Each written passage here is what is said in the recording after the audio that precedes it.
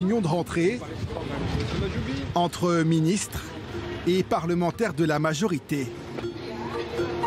Derrière ces grilles, aucun suspense. Sénateurs et députés, LREM ou MoDem, tous sont venus écouter le président de la République.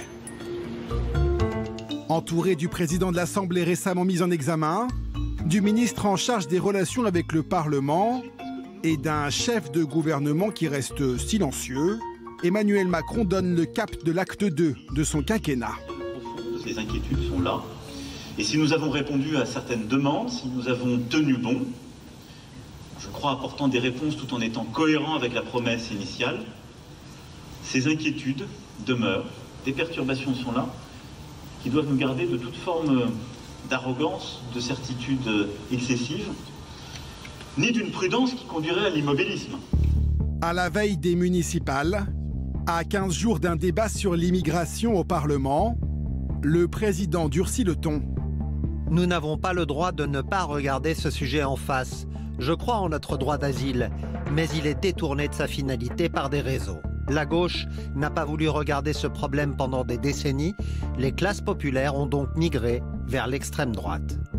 L'extrême droite, adversaire numéro 1 désigné par le président Macron lui-même. Le risque, ce serait justement de ne pas en parler alors que les Français en parlent, alors que les Français nous attendent sur ces sujets-là. C'est ce qu'il a dit de manière très claire. Les Français vivent au quotidien avec ces sujets-là, notamment les classes les plus populaires qui sont confrontées à un certain nombre de difficultés. Et donc le passer sous silence et ne pas le regarder en face, c'est prendre le risque que d'autres s'en emparent, mais pas avec les mêmes termes, pas avec les mêmes objectifs. Merci. En hissant l'immigration comme thème fort de la rentrée, Emmanuel Macron dit vouloir renouer avec les classes populaires. En janvier dernier, dans sa lettre aux Français, le président évoquait les quotas d'immigration. Idée qui semble aujourd'hui abandonnée, ce dont se réjouit ce député En Marche, ancien socialiste. C'est pas la quantité qui compte, c'est sûrement comment on peut accueillir. C'est-à-dire que si on est en capacité d'intégrer professionnellement des migrants qui viennent avec du savoir-faire, qui permettent notamment dans nos villages, parce qu'on ne parle pas assez de la décentralisation quand on parle d'immigration. Aujourd'hui, si on parque des gens sous un pont à Paris, effectivement, c'est plus dur de les intégrer professionnellement si on fait des camps. Donc, avoir une autre vision de l'immigration, parce que souvent, on ne peut pas faire le parallèle, qui a été un peu fait hier soir, même si c'est un peu flou, entre droit d'asile et vote du Front National. À l'extrême droite, Marine Le Pen estime que le président Macron est entré en campagne présidentielle.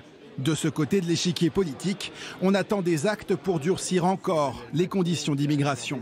Quand M. Macron supprimera des aides sociales qui servent d'appel d'air pour l'immigration, alors là, je dirais bravo. Quand M. Macron contrôlera les frontières, je dirais bravo. Mais on en est très loin. Nous, ce qu'on attend, c'est des actes concrets, parce que dire, c'est pas faire. Mais on sait très bien que le président de la République, aujourd'hui, a laissé s'envoler les demandes d'asile et l'immigration dans notre pays.